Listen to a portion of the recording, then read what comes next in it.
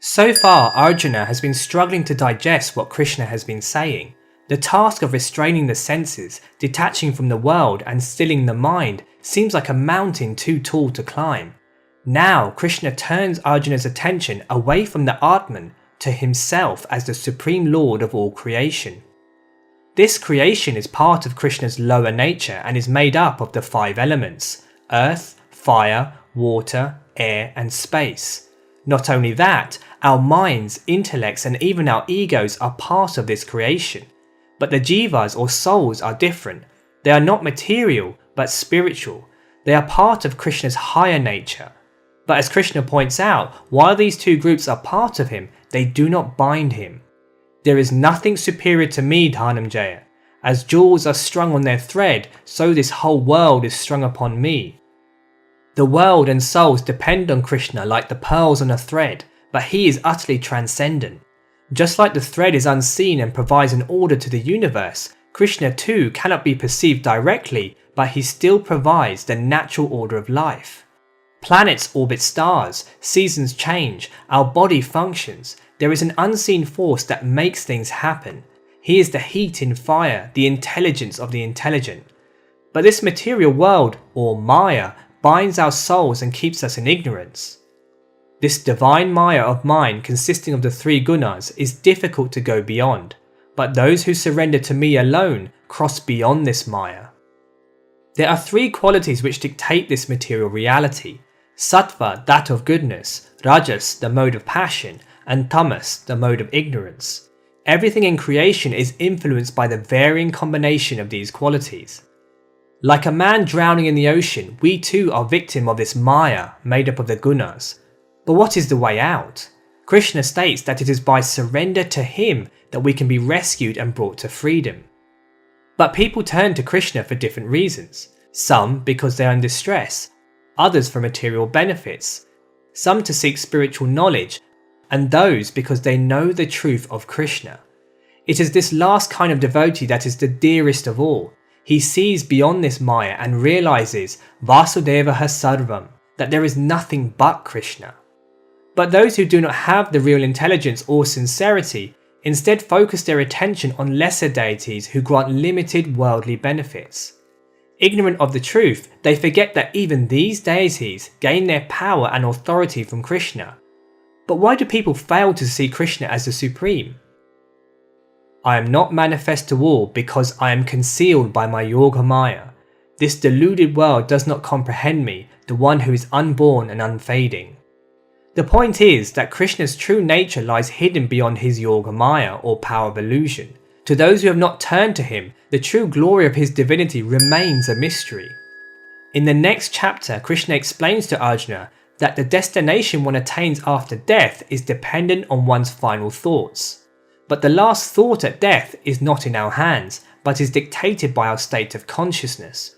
In other words, our final thought is a reflection of whatever we have been absorbed in. If God has been the goal of our life, then our last thought will inevitably be upon him, and we will reach his abode.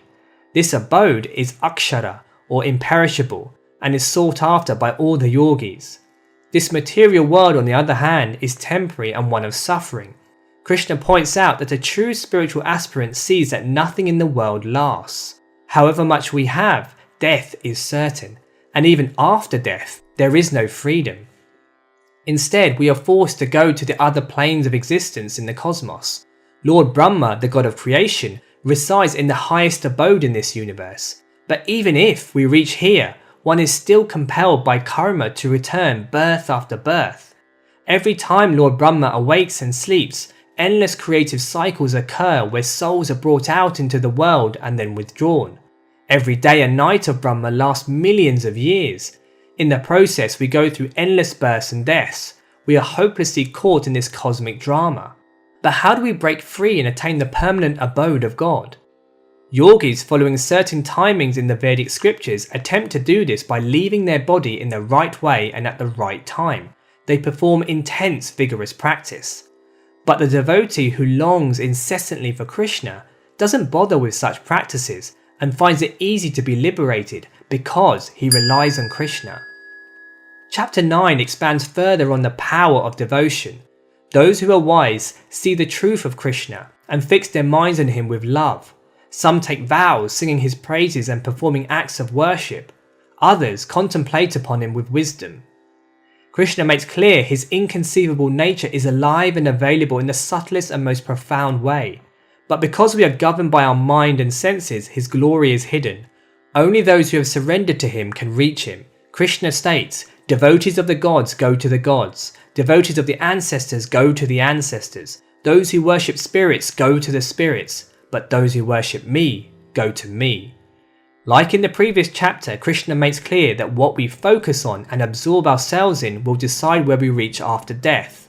Those who are materialistic will go to the devas. Those who are attached to family will go to them. Those who indulge in occult practices will reach the spirits, but devotees who worship Krishna will go to him. When offered with a mood of devotion, I will accept a leaf, a flower, a fruit or water from one who is pure at heart. To attain Krishna, one doesn't require ostentatious offerings, extensive knowledge, or harsh austerity. All one needs is simplicity, purity, and sincerity of heart. It is love that moves Krishna to respond. Krishna calls for his devotees to make every act they perform an offering of this love. Previously, Arjuna had heard of how to perform karma yoga by trying to detach and restrain the senses. Now he hears of a karma yoga which is suffused with devotion. It is a practice filled with deep longing for God, a practice that destroys all karmic consequences. This way of devotion is so strong that it captures and transforms the heart, so much so that the worst of sinners can be transformed. As a result, Krishna urges Arjuna in his distressed condition to dedicate himself completely. Fix your mind on me, become my devotee, worship me and bow down to me. By engaging yourself in such acts and dedicating yourself to me, you will surely come to me. In whatever situation we are in, however we are, if we absorb our being in Krishna, we will reach him. To those who engage constantly in such practices, worshipping in a mood of love, I give that yoga of understanding by means of which they can come to me. In chapter 10, Krishna explains that on the Bhakti path, wisdom is not gained through self-effort, it is given by Krishna as an act of grace. Those who are forever contemplating upon him are gifted with the inner spiritual knowledge of how to attain him. But even more than this, Krishna states that from within the very heart of his devotee where he resides, he will lift the lamp of blazing knowledge and destroy the darkness of ignorance. Krishna is not only the supreme person on whom the whole cosmos rests, he is the indweller within each and every living being. Having heard the truth of Krishna as the Supreme Lord, Arjuna is overcome with joy and awe, but at the same time, Arjuna is not satisfied. A taste of truth is not enough. He wishes to know more and absorb himself in hearing about the reality of who Krishna is. He wants to know how he can recognize him in this world. Krishna has already stated different ways in which he is immanent in creation, and in the next few verses he enters further into a poetic discourse describing the different ways he can be perceived. O Arjuna, of all forms of knowledge I am knowledge of the Atman, and in debaters I am the ultimate conclusion. I am death who devours everyone, I am the origin of all things yet to be. Amongst feminine virtues I am fame, good fortune, speech, memory, intelligence, endurance and forgiveness. The overriding point is that any amazing wondrous thing that exists in this world is just an infinitesimal fraction of who Krishna is. By describing his own glories, Krishna is expanding Arjuna's mind. The mind, as stated in chapter 7, is part of the material world. It is stuck in duality where everything is in accordance with natural laws. But God doesn't conform to these laws. His presence breaks all ideas of logic and philosophical understanding. Little by little, Krishna is preparing Arjuna to behold the true reality that underpins this entire physical universe. After hearing these statements, Arjuna's longing increases. There comes a point when words are not enough.